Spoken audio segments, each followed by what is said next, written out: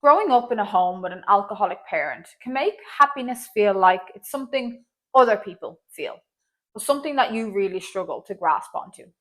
But I've got some good news for you. I was able to cultivate consistent happiness in my own life by implementing some pretty simple habits. And today I'm going to walk you through exactly what those habits were.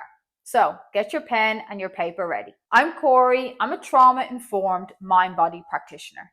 And I work with adult children of alcoholics to help them move out of survival mode, rid themselves of shame, and create and live a life on their terms. And today we're talking about habits for happiness. So, habit number 1, setting yourself up for success the night before. And what I mean by this, and you probably have heard this saying, is fail to prepare, prepare to fail. Sleep is going to be your number one friend and your number one supporter in helping you feel happy. And why? Well, when you're running off little sleep, when you're running off not getting enough hours sleep each night, that actually increases the stress hormones in your body. So this is going to impact your mood, make you more anxious, more reactive, and really going to impact your ability to focus. When you're well rested, everything just feels a hell of a lot simpler. And not getting enough sleep really disrupts your ability to make good decisions. So that in itself makes it really hard for you to implement healthy habits. So to set yourself up for success the night before, aim to try and get between 7 to 9 hours sleep. Now, that is not possible for everyone. For me, my optimal amount is 8 hours, but unfortunately life happens and I don't always get that. But I try get as much sleep as I can. Sleep is a massive, massive priority for me.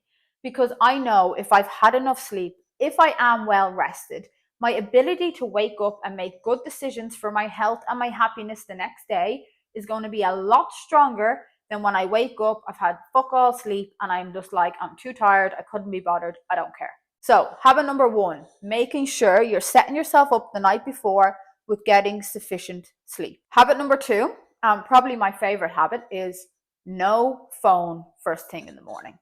Now, this has been, I cannot describe to you, an absolute game changer in my level of happiness, but also in how anxious and reactive I am throughout the day. And I'm going to explain why. Would you, when you wake up first thing in the morning, would you invite hundreds or thousands of people into your bedroom? No, you wouldn't. So when you wake up and you're on all your WhatsApp groups, you're on Instagram, you're on TikTok, you're on Facebook, you're in your work emails, you are flooding your brain with all of this information, all of this, like full on dopamine hit straight away. And what that's doing, it's impacting your natural wake up cycle. So when you wake up, your brain goes from like this deep sleep state into a like slow awakened state. But when you're flooding it with notifications and informations and all of this sort of stuff, you're forcing your body through that wake cycle. And instead of allowing your mind and your body to gently wake up like it should, your nervous system is just getting this like smack bang of time to wake up, and then leads you to being way more reactive, way more anxious, way more agitated throughout the day. You might notice that when you're on your phone first thing in the morning, you really struggle to focus. Your attention span is less. So my advice to you is, at least for the first 30 minutes of your morning, try not to be on your phone. What I did was, because it can be really difficult to just stop one behavior without replacing it with a more healthy one. So what I did myself when I wanted to stop using my phone first thing in the morning was that I replaced it with a healthy habit. And that healthy habit was saying a mantra to myself. So when I could feel myself automatically reaching for the phone beside my bed, which it becomes automatic, it becomes an automatic habit that you're probably doing without even consciously realizing you're doing it. So when I noticed myself going for it, I would stop myself, and instead I would say, today is going to be a great day. And that helped me to break that automatic circuit that in my brain that was just so used to doing that action first thing in the morning. And the thing is with the brain, neuroplasticity, guys, you can rewire your brain. You can retrain yourself to implement healthier automatic habits. So challenge yourself. Challenge yourself that when you find yourself going to pick up your phone in the morning, say to yourself, today is going to be a really great day, and get out of bed. And I promise you, you are going to notice a massive, massive difference if you do this consistently over time in how happy, reactive, and your ability to pay attention, how much that increases throughout the day when you stop flooding your brain first thing in the morning. Habit number 3 is very simple and very straightforward, but equally as important, is hydrate. Waking up in the morning and drinking water. The reason being is you've been asleep for how many hours? Your body, your brain is dehydrated. Allowing yourself to wake up and having a full glass of water really just helps to rehydrate the body, boost your mood, kickstart your organs, and stop you feeling like you've got so much brain fog. And even mild dehydration can cause you to feel like you've got a bit of a low mood.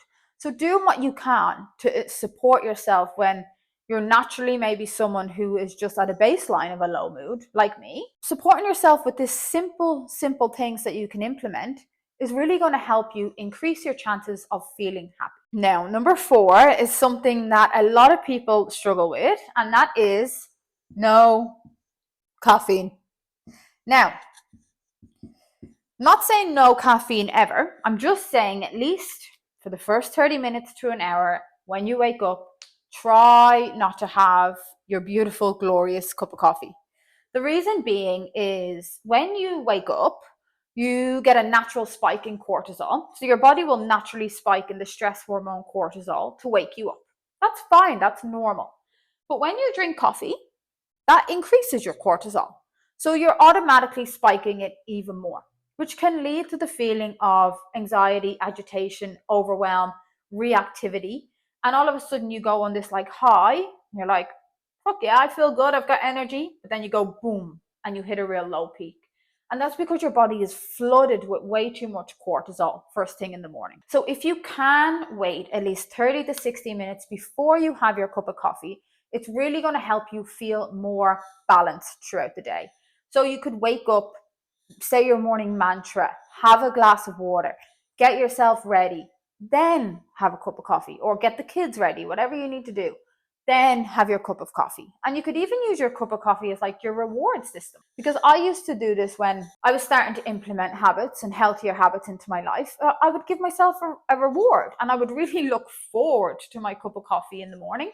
So maybe you could implement it as a bit of a reward system for yourself for not going on your phone first thing in the morning. Habit number 5, and this is something that really helped me feel like I was moving in the right direction when I started my healing journey, and that is setting one goal for the day. Now, this one goal can be anything. It can be as simple as waking up and making your bed. But the reason being is growing up in a chaotic environment, it can really help you have or it can really cause you to have a lack of trust in yourself, or a lack of trust in your ability or in your self-worth. And setting a goal, setting a small achievable goal every day is really going to boost your confidence. It's going to boost your ability or boost how you see yourself and your ability in being able to achieve things, in being able to change your life. And not only does it increase your ability and your belief in yourself, but it's going to give you that little dopamine boost that you want, because there's a lot of information out there about dopamine, but we can have healthy dopamine. And ticking off goals and achieving things gives us that healthy dopamine. And it really just drives home the belief that you are capable and you are able to be an active player in changing your own life. Now, habit number 6, move your body.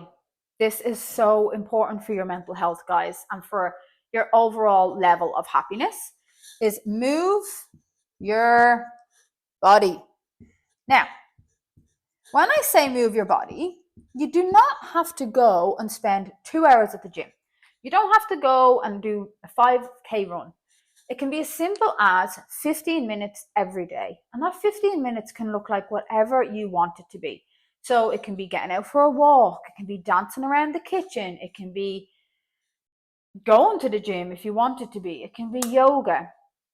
For me, when I started off, I implemented this thing called 5-5-5. So I did 5 minutes, 5 minutes, and 5 minutes. And this really helped me just break it down into something that felt achievable for me. So I went from having no healthy habits to really trying to build like a structured routine to support my happiness. So I would do 5 minutes cardio, 5 minutes jumping jacks, 5 minutes jogging on the spot, whatever that looked like. 5 minutes of legs, so squats, donkey kicks, lunges, and 5 minutes of abs. And before I knew it, my 15 minutes of movement was up. So you do not need to go and buy a gym membership. You don't need to spend money. You don't even need to spend a lot of time. But the most important thing is getting those endorphins, boosting your mood, and really helping you to reconnect back to your body and regulate your nervous system. And moving your body is going to help you tick all of them. And the last one, habit number 7, is mindfulness. And growing up in a chaotic environment, your brain is most likely wired to continue to scan for threats and to continue to be naturally wired towards negativity. So you might find that you've got a lot of negative self-talk. So having some sort of mindfulness activity is a really powerful way to help you reframe your self-talk. So having some sort of mindfulness activity in your day-to-day is a really powerful way to help you clear out those negative thoughts. And one of my favorite ways to do that is with gratitude. And gratitude is super powerful because it helps really anchor you in the present moment and reminds you that you do have good things going on in your life. So when I started my healing journey, I would start off every day by writing 3 things that I was grateful for. And that really just helped me reframe that life was not all shit and that there was actually some good things happening. So one thing you could do if you are implementing mindfulness is write down 3 things you're grateful for. So you could do that in the morning, you could do it at night, you could do it whenever you like. But again, it could be anything. So grateful for having a warm, safe home, grateful for your morning coffee, grateful for your pet, for your partner, grateful for your amazing work colleagues. Whatever that is, make sure on a daily basis you're reminding yourself that you do have things to be happy about. Another really powerful mindfulness technique that I loved was combining journaling and affirmations. And the affirmations would always start off as I am. And the reason being is because you want to ground your affirmations in the present moment. Now, I do not believe in speaking things into existence, okay? I believe in manifestation, but I believe in manifestation to a point of understanding what you want in life and visualizing that, but putting action steps in place to get it. I don't believe if you just think something, it's going to appear in your life. You actually have to take some sort of action towards that. But I am statements, affirmations are a really powerful way to help reframe your negative self-talk. So a lot of people will have a negative self-talk like, I'm not able, my life is crap, I always have bad luck, I'm not good enough. Reframing them on a daily basis with positive I am statements is really going to reframe how you view yourself. So some of my favorite ones are, and you might want to write these down, is I am enough. I am safe to feel happy and at peace. I am awakening to my infinite potential. I am curious and excited for all the abundance coming to me. And again, this really, in lack of a better word, forces positive reframe into your life on a daily basis. And when you do this mixed with some gratitude consistently on a day-to-day, you are going to notice that you are going to go from a baseline of feeling low mood and not happy and not grateful for anything to actually waking up in the morning and feeling some sort of contentment with your life. So everything I've shown you today, nothing is revolutionary. It's really simple. And the thing is, with happiness, it really comes down to just building some sort of solid foundation for yourself, some solid healthy habits that are going to help you increase your baseline of happiness. Because happiness is not about waiting for things to get better. It's not about saying, I'm going to be happy when. You actually have to be proactive and have to put in small daily habits to allow yourself to feel happiness, to support your well-being. And you don't have to do it all at once. You can pick one of these habits that we've gone through today and start with that one. And then slowly, when you get into the groove, implement another and implement another. And before you know it, you've got this well-rounded, happy routine that is supporting your daily happiness. So let me know in the comments, which habit are you most excited about trying? If this video helped you, please give it a thumbs up and please subscribe to my channel. Also, if you resonate with my work, I have a free download for you in the video description. This free download is called Unlock Your Voice. And for anyone out there who has a romantic partner and that you really struggle to open up and express how you're feeling to them, I've created this very simple step-by-step guide that's going to help you open up, help you unlock your voice, but also give your partner tips and tricks to help to support you as a child of an alcoholic in helping you just open up and have that healthy form of communication.